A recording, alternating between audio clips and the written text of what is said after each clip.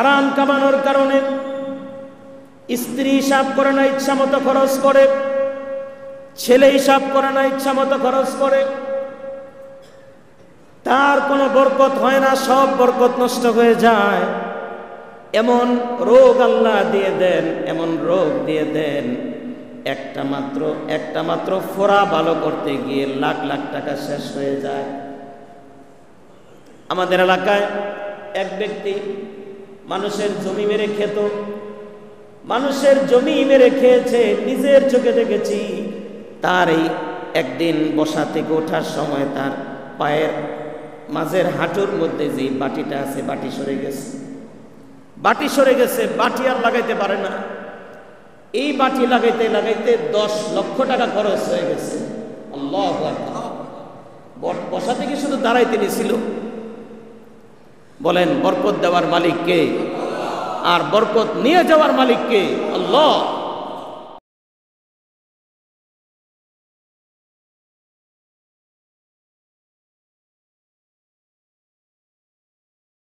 আল্লাহর কাছ থেকে ক্ষমা চেয়ে নেওয়ার একটা লোভনীয় সুযোগ, একটা গনিমত।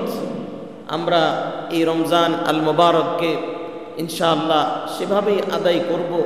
এর আগে, রমজানের আগে আমাদের পূর্ব প্রস্তুতি হিসাবে সবার আগে যেটা আমাদের প্রয়োজন তা হলো রমজানের প্রত্যেকটা ইবাদত কবুল হওয়ার জন্য, নামাজ কবুল হওয়ার জন্য, সমস্ত ইবাদত কবুল হওয়ার জন্য যেটা পূর্ব শর্ত, সে শর্ত আমাদেরকে আগে পূরণ করতে হবে। তা হলো আমাদের খাবার, আমাদের ইনকাম, আমাদের উপার্জনকে শতভাগ হালাল করতে হবে। আল্লাহ আমাদেরকে কবুল করেন, বলি আমিন। নামাজ কবুল হওয়ার জন্য নামাজের অন্যতম একটি ফরজ হলো নামাজের জায়গা পাক। যেখানে আমি নামাজ আদায় করব ওই জায়গাটা পাক হতে হবে, আমার শরীর পাক হতে হবে, ওযু করতে হবে, যদি গোসলের প্রয়োজন হয় গোসল করতে হবে। শরীরের মধ্যে নাপাকি থাকলে নামাজ কবুল হয় না। জামা পাক হতে হয়, জামা যদি নাপাক হয় তাহলে নামাজ কবুল হয় না। জামার মধ্যে পেশাব লেগে আছে, নাপাকি লেগে আছে, আমার নামাজ কবুল হবে না। এগুলো হলো বাহ্যিক পবিত্রতা। আমার শরীর পাক, ওযু গোসলের মাধ্যমে আমি পবিত্র হলাম, পবিত্র জামা কাপড় পরলাম, পবিত্র জায়গায় দাঁড়ালাম, আমার জায়গাটা আমি পরিচ্ছন্ন পবিত্র করলাম, এটা হলো বাহ্যিক পবিত্রতা। এর আগে নামাজ কবুল হওয়ার জন্যে এরও আগে পবিত্রতার শর্ত হলো আমার ভিতর পবিত্র হতে হবে, ভিতর পবিত্র হতে হবে।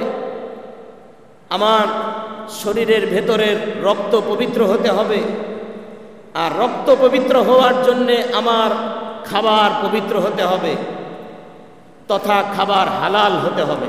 বলেন খাবার কি হতে হবে? হালাল হতে হবে। আর খাবার হালাল হওয়ার জন্য আমার ইনকাম হালাল হতে হবে। ইনকাম যদি হালাল না হয়, ইনকাম যদি হালাল না হয় তাহলে আমার খাবার হারাম হয়ে যাবে। আমি যা কিনবো, যা খাবো, এগুলো হারাম হবে।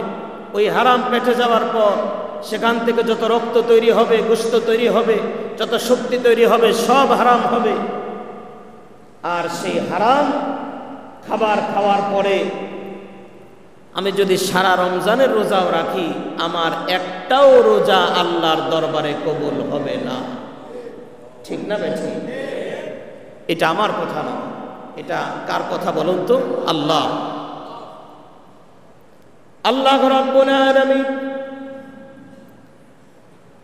সমস্ত নবীদেরকে পর্যন্ত ইবাদত কবুল হওয়ার পূর্ব শর্ত হিসাবে সব নবীদেরকে পর্যন্ত আল্লাহ রাব্বুল আলামিন ডাক দিয়ে বলেছেন, ইয়া আইয়ুহার রাসূলু কুলু মিনাত তাইয়্যিবাতি ওয়া'মালু সালিহা। ইয়া আইয়ুহার রাসূল,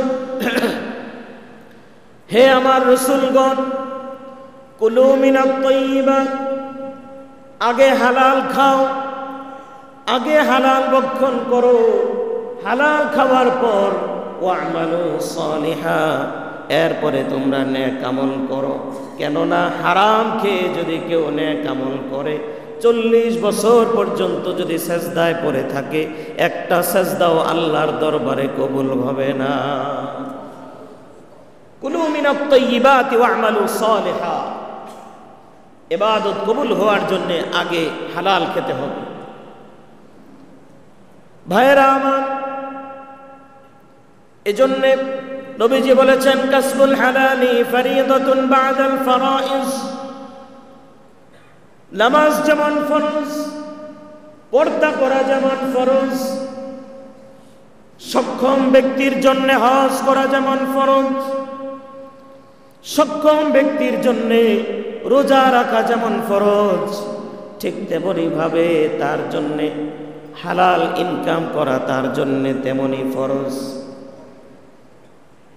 কেউ যদি রমজানের প্রস্তুতি স্বরূপ মনে করে ভালো খেতে হবে, পরিবারকে ভালো রাখতে হবে, এজন্য হালাল হারামের তোয়াক্কা না করে বেশি বেশি ঘুষ খায়, এরকম মানুষ বাংলাদেশে আছে। পরিবারকে ভালো রাখতে হবে এজন্য ঘুষের পরিমাণ বাড়ায় দেয়, ভালো ইফতার খেতে হবে, চকবাজার থেকে ইফতার এনে খেতে হবে, এজন্য ভালো করে ঘুষ খায়। আল্লাহর কসম, একটানা 40 বছর যদি রোজা রাখে, একটা রোজাও আল্লাহর দরবারে কবুল হবে না। ঠিক না বেঠি? হারাম টাকার রোজা আল্লাহর দরবারে কবুল হবে না, কবুল হবে না। কিন্তু যেই ব্যক্তি হালাল খায়, সারাদিন কষ্ট করে ভ্যান চালায়, রিক্সা চালায়, দিন মজুরি করে, মাথার ঘাম পায়ে ফেলে কষ্ট করে কষ্টার্জিত টাকাটা ইনকাম করে কোনো রকম আলু ভর্তা বাদ দিয়ে খাবার খায়, আল্লাহ বলেন তার খাবারের মধ্যে আমি আল্লাহ এমন বরকত দিয়ে দেই, সে সেজদা দেওয়ার সঙ্গে সঙ্গে সেজদা আমি আল্লাহর আরশ পর্যন্ত পৌঁছতে দেরি হয় না। সুবহানাল্লাহ।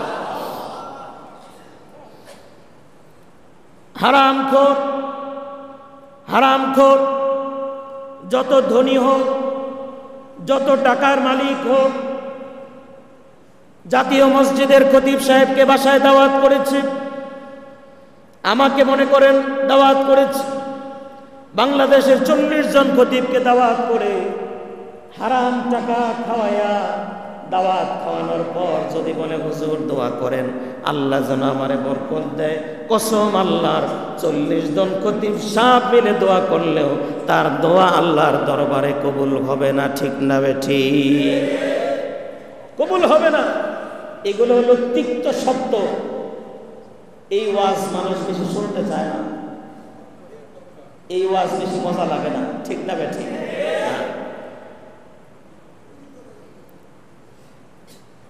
সারা রমজান রোজা রেখে হারাম টাকা দিয়ে 10,000 টাকা দিয়ে বসুন্ধরা সেন্টার থেকে একটা দামি জামা কিনলো, 2,000 টাকা দিয়ে বাইতুল মুকাররম থেকে একটা জায়নামাজ কিনলো, আর দামি একটা টুপি লাগাইয়া হারাম টাকা দিয়া আতর কিনে গায়ের মধ্যে আতর মেখে প্রথম কাতারে দাঁড়াইয়া সে নামাজ আদায় করলো।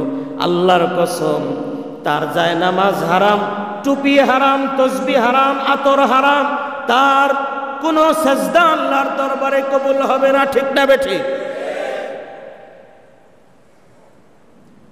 বছরের পর বছর হজ করে, ঘুষ ছাড়ে না, ঘুষ ছাড়তে পারে না, বছরের পর বছর হজ করে, উমরা করে, কিছু হলে উমরায় চলে যায়, বছর ঘুরলেই হজে চলে যায়, টাকার কোনো অভাব নাই, এসে মানুষদেরকে তসবিহ দেয়।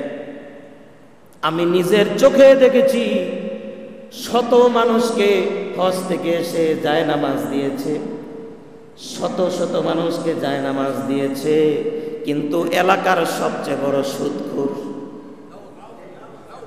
এলাকার সবচেয়ে বড় সুদখোর যিনি জায়নামাজ নিয়েছেন তিনিও নামাজ পড়েন,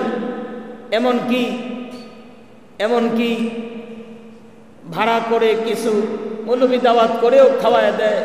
জিজ্ঞেস করে না আপনার টাকা, আপনার ইনকাম হালাল নাকি হারাম, জিজ্ঞাসা করি না, না, আল্লাহর কাছে আমাকে জবাব দিতে হবে। প্যারে হাজিরিন, যত হজই করুক নবীজি বলেছেন একটা হারাম লোকমা যদি কেউ খায়, গরিবের টাকা মেরে হারাম একটা লোকমা যদি খায়, 40 দিন পর্যন্ত তার কোনো নামাজ, কোনো দোয়া, কোনো সেজদা, কোনো রুকু আল্লাহর দরবারে কবুল হবে না। সুবহানাল্লাহ। এটা আল্লাহর শরীয়ত, শরীয়তুল্লাহিল ওয়াসিআ। এই শরীয়ত পরিবর্তন করার সুযোগ কারো নেই।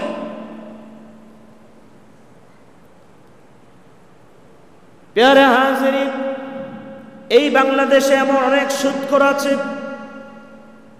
সুদও খায়, হজও করে, সুদও খায়, উমরাও করে, সুদও খায়, নামাজও পড়ে, সুদ খায়, আবার ঘুষ খায়, নামাজ পড়ে, রোজা রাখে। কসম আল্লাহর, আমি যদি সুদ ঘুষ ছাড়তে না পারি, এই রোজা আসবে যাবে, জীবনে বহু রমজান মাস আসবে, কিন্তু আমার রোজা আল্লাহর দরবারে কবুল হবে না। ঠিক না বেঠিক?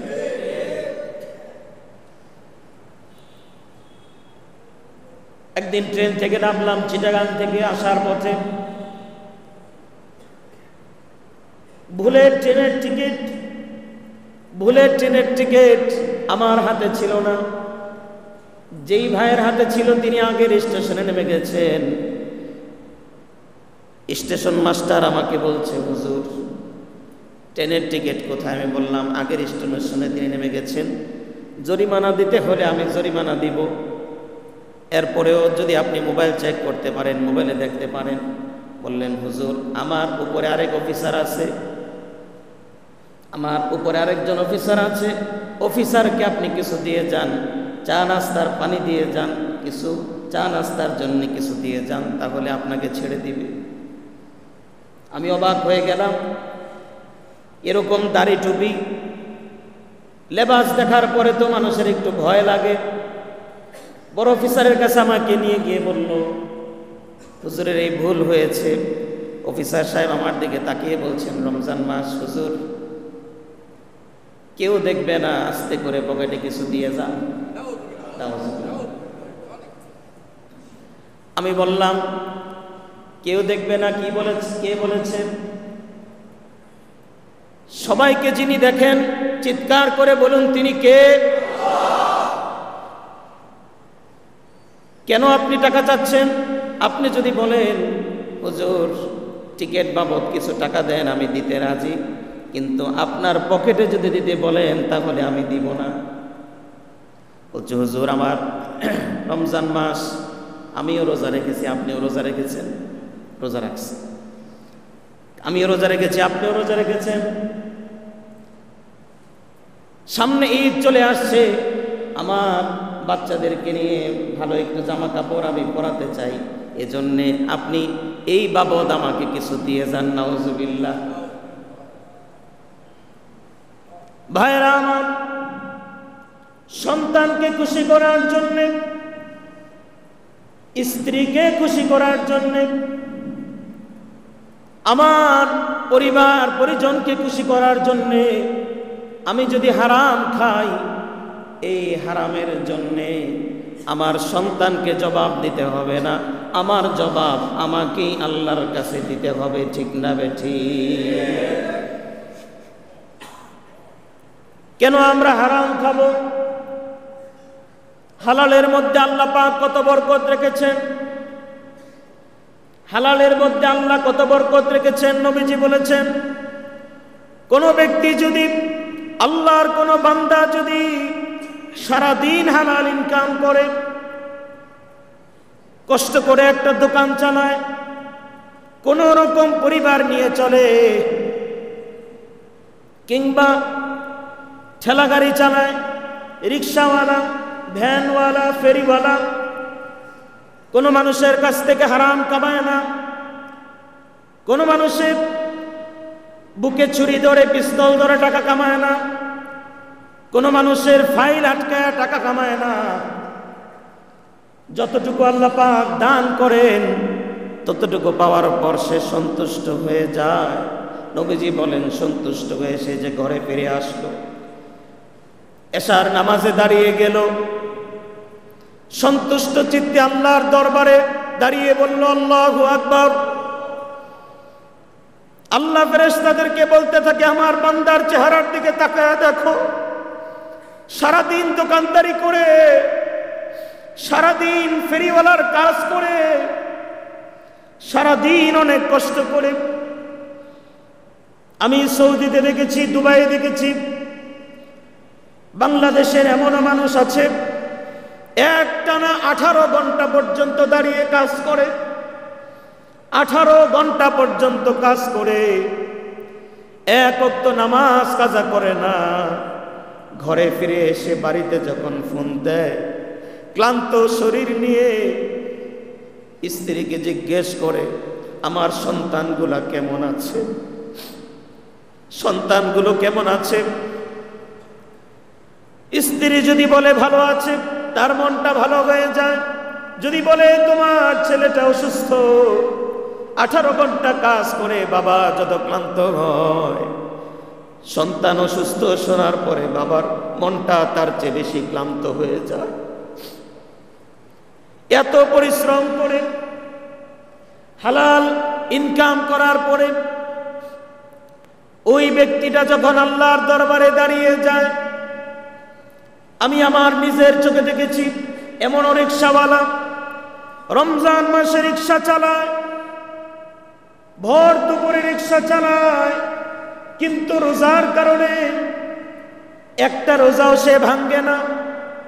গত বছর নিজের চোখে দেখেছি একজন মুরব্বী রিকশা চালাচ্ছেন, রমজান মাস। জিজ্ঞেস করলাম, মুরব্বী রমজান তো প্রায় শেষ হয়ে গেছে, কয়টা রোজা রেখেছেন? তিনি আমার দিকে তাকিয়ে বলছেন, হুজুর আজ পর্যন্ত একটা রোজাও আমি ভাঙ্গি নাই। সুবহানাল্লাহ। আমি বিসমিল্লাহ বলে যখন রিকশা চালানো শুরু করি, আল্লাহ আমার শরীরের মধ্যে একটা শক্তি দিয়ে দেয়, ইমানি শক্তি দিয়ে আমি রিকশা চালাই, চিল্লায় বলি আল্লাহু আকবার। ভাইরা আমার, হালাল ইনকাম যারা করে তাদের অন্তরের মধ্যে আল্লাহ পাক একটা ইমানি শক্তি দিয়ে দেন। সারাদিন ইনকাম করার পর সে যখন নামাজে দাঁড়িয়ে যায়, ওই ব্যক্তিটা যখন সেজদা দেয়, আল্লাহ পাক ফেরেশতাদেরকে ডেকে বলতে থাকে, আমার বান্দাকে আমি আল্লাহকে সেজদা দেওয়ার আগে আমার বান্দার জিন্দেগির গুনাহগুলি মাফ করে দিলাম। সুবহানাল্লাহ। অন্য হাদিসে নবীজি বলেছেন, মান বাতা আকিলান বিনাল হালাল, কোন ব্যক্তি যদি সারাদিন হালাল ইনকাম করার পরে রাত্রে ঘুমিয়ে পড়ে, রাত্রে ঘুমিয়ে যাওয়ার পর আল্লাহ রাব্বুল আলামিন তার সঙ্গে যেই ফেরেশতারা আছে ফেরেশতাদেরকে বলতে থাকে, আমার বান্দা যেহেতু সারাদিন হালাল ইনকাম করার জন্য চেষ্টা করেছে, ইনকাম করতে গিয়ে মিথ্যা বলে নাই, কাউকে ধোঁকা দেয় নাই, আমার বান্দা ঘুম থেকে ওঠার আগে তার যতগুলা বদ আমল ছিল সব বদ আমলগুলো মুছে দাও, বদ আমলের জায়গায় নেক আমল লিখে দাও। সুবহানাল্লাহ। হালাল ইনকামের এত বরকত, এত ফায়দা। হালালের মধ্যে আল্লাহ পাক বরকত রেখেছেন, হালালের মধ্যে আল্লাহ পাক শান্তি রেখেছেন, হারামের মধ্যে আল্লাহ কোনো শান্তি রাখেন নাই। ঠিক না বেঠিক? যারা হারাম খায়, যারা হারাম খায়, হারাম খাওয়া মানে কি? আমরা শুধু মনে করি সুদ খাওয়া হারাম, শুধু ঘুষ খাওয়া হারাম। না, সুদ খাওয়াও হারাম, ঘুষ খাওয়া হারাম, মদ খাওয়া হারাম, মানুষকে মিথ্যা বলে কোনো পণ্য বিক্রি করা সেটাও হারাম। একটা চায়নার মাল জাপানি মাল বলল ভাই এটা মেড ইন জাপান, আসলে সে চায়না থেকে আনছে, এটা মেড ইন চায়না, উপরে মেড ইন জাপানের সিল লাগায়া সে বিক্রি করে দিল পণ্যটা। নবীজি বলেন তোমার ব্যবসাটা হালাল ছিল, কিন্তু চায়না পণ্যকে তুমি জাপানি বলার কারণে তুমি যা ইনকাম করেছো সব ইনকাম হারাম হয়ে গেছে। ব্যবসার এই ধোঁকাবাজিকে মানুষ হারাম মনে করে না, বরং অনেকে এটাকে চালাকি মনে করে। অনেকে বলে ওই ব্যক্তি অনেক চালাক, সে অনেক ভালো একজন ব্যবসায়ী, কারণ সে চায়নার মালকে জাপানি মাল বলে বিক্রি করে দেয়, জিনজিরার মালকে জাপানি মাল বলে বিক্রি করে দিতে পারে, সে অনেক অনেক চালাক। আল্লাহ পাক বলেন তোমার চাইতে গর্দভ, তোমার চাইতে বোকা মানুষ দুনিয়াতে আর নাই। ঠিক না বেঠিক? সে হলো বোকা। এগুলোকে মানুষ হারাম মনে করে, কিন্তু বনের সম্পদ দেয় না ভাই। বছরের পর বছর বনের সম্পদ ক্ষেত খাচ্ছে, ঠিক মতো বুঝিয়ে দেয় না। আরেকজনের জমি দখল করে খাচ্ছে, সে ঠিক মতো বুঝিয়ে দেয় না। আল্লাহর নবী বলেন এটাও হারাম, এটাও হারাম। তুমি বনের সম্পদ যতদিন পর্যন্ত বুঝিয়ে না দিবে, তুমি যত বড় দাড়ি রাখো না কেন, যত বড় তসবিহ তুমি পড়ো না কেন, যত নামাজি তুমি পড়ো না কেন, তোমার এটা হারাম হবে, তোমার ইনকাম হারাম হবে, আল্লাহর কাছে তোমাকে জবাব দিতে হবে। বাংলাদেশে এরকম মানুষ আছে না নাই যারা বনের সম্পদ মেরে খায়? কি বলেন, আছে না নাই? আছে।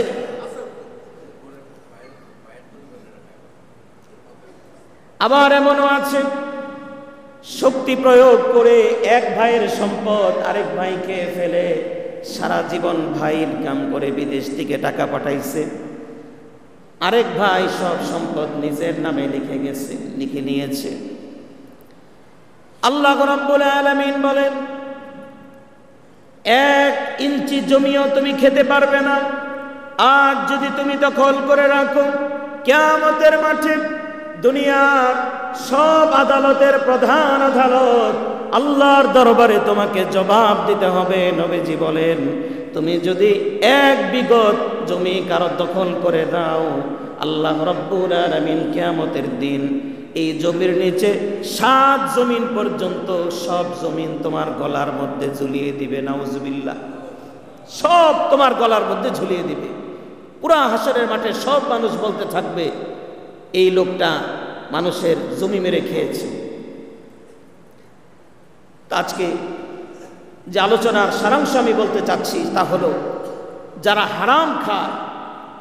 হারাম খায় 1 নম্বরে তাদের যে ক্ষতি হয়, 1 নম্বরে ক্ষতি হলো তাদের ইনকামের বরকত আল্লাহ পাক নষ্ট করে দেয়, তাদের বরকত নষ্ট হয়ে যায়। যতই কামাই করো বরকত হয় না।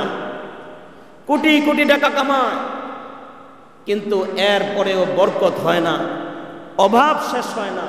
আল্লাহ একেবারে অভাব তার উপরে সিল মেরে দেয়। যতই টাকা কামায় অভাব শেষ হয় না, বরকত নষ্ট হয়ে যায় চিরদিনের জন্য যারা হারাম খায়।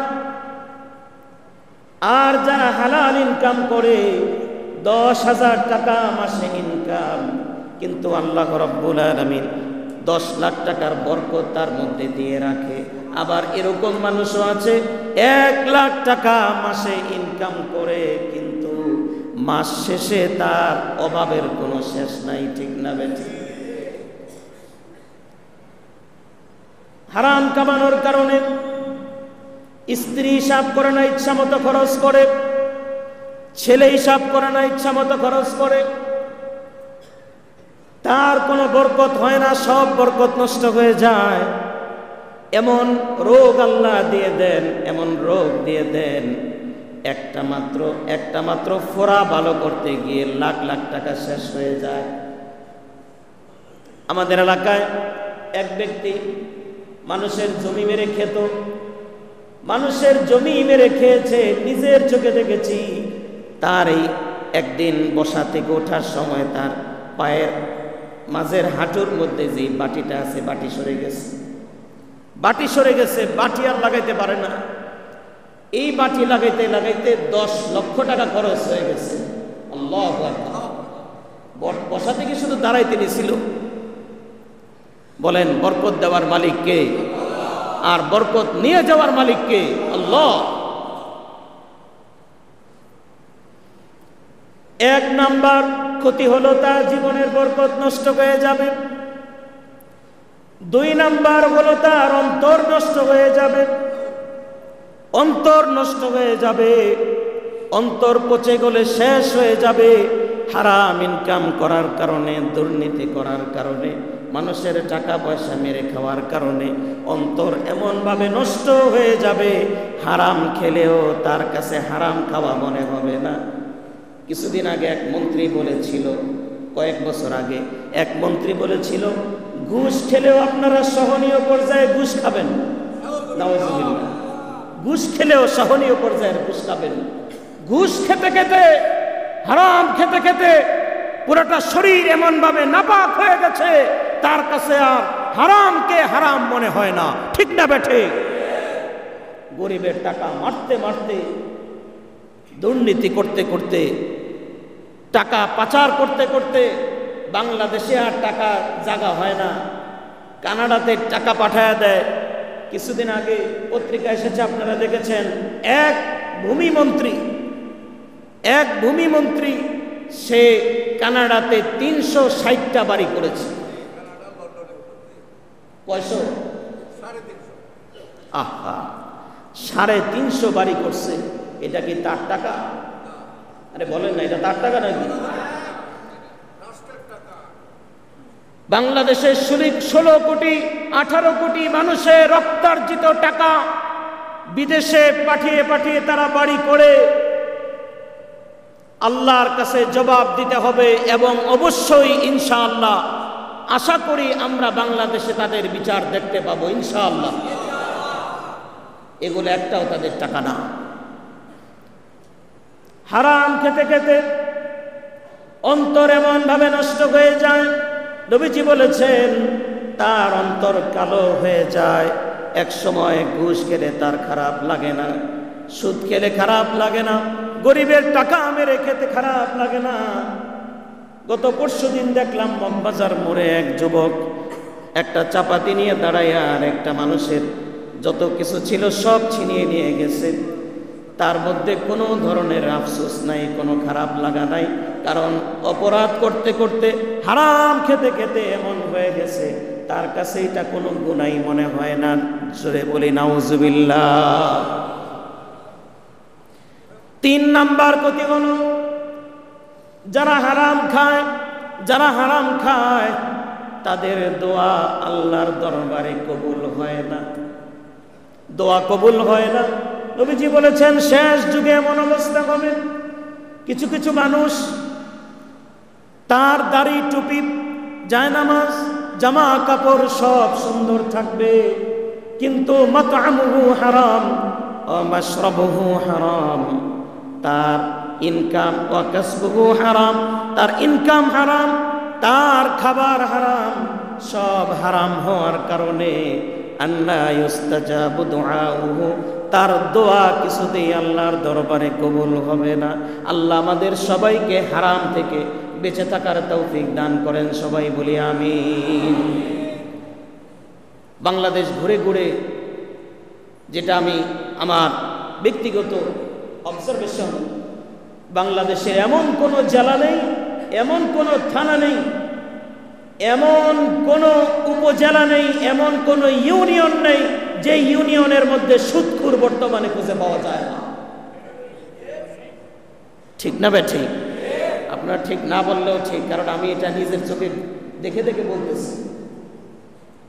পুরোটা বাংলাদেশ টেকনাফ থেকে তেতুলিয়া পর্যন্ত এমন কোন ইউনিয়ন নাই যেখানে সুদখোর পাওয়া যায় না। এমন ভাবে সুদের সঙ্গে মানুষ জড়িয়ে যাচ্ছে, হারামের সঙ্গে মানুষ এমন ভাবে জড়িয়ে যাচ্ছে, এজন্যে আযাব গজব আমাদের থেকে দূর হয় না, দেশের মধ্যে এজন্য শান্তি আসে না। ঠিক না বেঠে? হারাম থেকেই তো আমরা বাঁচি না। মিথ্যা বলা মানুষ এখন গুনাহ মনে করে না। খাবারের মধ্যে ভেজাল দেওয়া মানুষ গুনাহ মনে করে না, এগুলাকে মানুষ গুনাহই মনে করে না। মিথ্যা বলাকে মানুষ এখন গুনাহ মনে করে না। নবীজি বলেছেন এভাবে হারাম মানুষের রক্তে পচতে পচতে এক সময় কারো দোয়া আর কবুল হবে না। আজকে আল্লাহর কাছে আমরা দোয়া করি, আল্লাহ যেন আমরা আজকে যারা বয়ান শুনছি এই বয়ানগুলার দরকার আছে না নাই? আল্লাহ আমাদের সবাইকে হারাম থেকে মৃত্যুর আগ পর্যন্ত বেঁচে থাকার তৌফিক দান করেন। হাত তুলে সবাই বলেন আমিন। দরকার হলে ডাল ভাত খেয়ে বেঁচে থাকবো, ডাল ভাত খেয়ে বেঁচে থাকবো, তবুও কোনোদিন হারাম খাবো না, বলি ইনশাআল্লাহ। হারামের মধ্যে কোনো বরকত নাই, হারামের মধ্যে শান্তি নাই। কোটি টাকার হারামের চাইনিজের মধ্যে শান্তি নাই। এই 1000 টাকার হালালের ভর্তার মধ্যে, আলু ভর্তার মধ্যে আল্লাহ যে শান্তি দিয়েছেন, ঠিক না বেঠে? বহু কোটিপতিরা আপনি তাকিয়ে দেখুন, বহু কোটিপতিরা আজ ঘুমাতে পারে না, ঘুমের ট্যাবলেট খেয়েও ঘুমাতে পারে না, এসি রুমের মধ্যে থেকেও ঘুমাতে পারে না, ওটা জাজিমের মধ্যে শুয়ে ঘুমাতে পারে না, হারাম টাকার মধ্যে শুয়ে ঘুমাতে পারে না। বহু হালাল খোর যারা অনেক কষ্ট করে হালাল ইনকাম করে কোন রকম শুধুমাত্র একটা ভ্যান গাড়ির উপরে মাথার নিচে একটা গামছা পেঁচাইয়া শোয়ার সঙ্গে সঙ্গে তার ঘুম চলে এসেছে, চিল্লায় বলি আল্লাহু আকবার। এই শান্তি দিয়েছেন কে? আল্লাহ। শান্তির পথে তো আমরা চলি না, শান্তির মালিকের কাছে আমরা শান্তি চাই না। আমরা মনে করি টাকার মধ্যে শান্তি, আমরা মনে করি বাড়ির মধ্যে শান্তি, আমরা মনে করি গাড়ির মধ্যে শান্তি। না না, গাড়ির মধ্যে শান্তি নেই, বাড়ির মধ্যে শান্তি নেই, টাকার মধ্যে শান্তি নেই। শান্তি একমাত্র আল্লাহর কাছে, চিল্লায় বলি আল্লাহু আকবার। হালালের মধ্যে শান্তি। আল্লাহ আমাদেরকে বুঝার তৌফিক দান করেন, সবাই বলি আমিন। ইমাম আবু হানিফা রহমতুল্লাহ আলাইহি, নাম শুনেছেন সবাই? হানাফি মাযহাবের যিনি ইমাম আবু হানিফা রহমতুল্লাহ আলাইহির এলাকায় একটা বকরি চুরি হয়ে গেছে। বকরি চুরি হয়ে গেছে এক লোকের খামার থেকে। বকরি চুরি হয়ে যাওয়ার পর এলাকায় এলান হলো, কোথাও পাওয়া যাচ্ছে কিনা। কোথাও বকরি পাওয়া যায় নাই। আবু হানিফা রহমতুল্লাহ আলাইহি যার বকরি হারিয়েছে তিনি অনেক দিন যাবৎ বকরি লালন পালন করেন। ওনাকে জিজ্ঞেস করলেন, ভাই আপনি তো বকরি লালন পালন করেন, একটা বকরি সর্বোচ্চ কত বছর হায়াত পায়? বলল যে 12 বছর পর্যন্ত একটা বকরি সাধারণত হায়াত পায়, বেঁচে থাকে। ইমাম আবু হানিফা রহমাতুল্লাহ আলাইহি হারাম থেকে কত পরহেজ করেছেন। তিনি সঙ্গে সঙ্গে কসম করে বললেন, আল্লাহ যদি আমাকে আগামী 12 বছর পর্যন্ত বাঁচিয়ে রাখেন, তাহলে 12 বছর পর্যন্ত এই এলাকার কোনো কসাইয়ের কাছ থেকে, আমি কোনো দোকানদারের কাছ থেকে এবং কোনো বাড়িতে আমি খাসি খাবো না। না জানি কোন চোর নিয়ে কোন দোকানে বিক্রি করে খাসি বিক্রি করে ফেলে, আর না জানি কোন দোকানে সেই খাসি বিক্রি হয়ে যায়, না জানি ওই হারামের কোনো অংশ আমার পেটে চলে যায়। আবু হানিফা রহমতুল্লাহ আলাইহি একটানা 12 বছর পর্যন্ত কোথাও তিনি খাসির গোশত খায় নাই। সুবহানাল্লাহ। 12 বছর পর্যন্ত খাসি খায় নাই, শুধু এই ভয়ে না জানি কোন চোর নিয়ে খাসি কার কাছে বিক্রি করে, না জানি আবার কেউ আমাকে খাওয়ায় দেয়। আল্লাহু আকবার। ঈমান কাকে বলে? হারাম থেকে বেঁচে থাকার কি পরিমাণ হিম্মত ছিল। আমরা যদি হিম্মত করতে পারি, আল্লাহ বলেন তোমরা যদি হিম্মত করো যে হারাম খাবো না, আসমান থেকে আমি তোমার জন্য বরকতের দরজা খুলে দিব। সুবহানাল্লাহ। আল্লাহ রাব্বুল আলামিন রমজানের আগে, রমজানের প্রস্তুতি স্বরূপ সবার আগে আমাদেরকে নিজেদেরকে পবিত্র করার জন্যে হারাম থেকে বেঁচে থাকার তৌফিক দান করেন। এবং আমরা এই নিয়ত করি যে ইনশাআল্লাহ রমজান মোবারক সহ সারা জীবন আমরা ইনশাআল্লাহ হারাম খাবো না। প্রাণ ভরে সবাই একবার বলি ইনশাআল্লাহ। আর যদি হারামের সঙ্গে জড়িত থেকে থাকি, আমরা তো কেউ কারো খবর জানি না, আমাদের প্রত্যেকের মনের খবর একজন জানেন। চিৎকার করে বলুন, তিনি কে? আল্লাহ। আল্লাহ জানেন কে জীবনে কি করেছি, কার ইনকাম কতটুকু হালাল কতটুকু হারাম।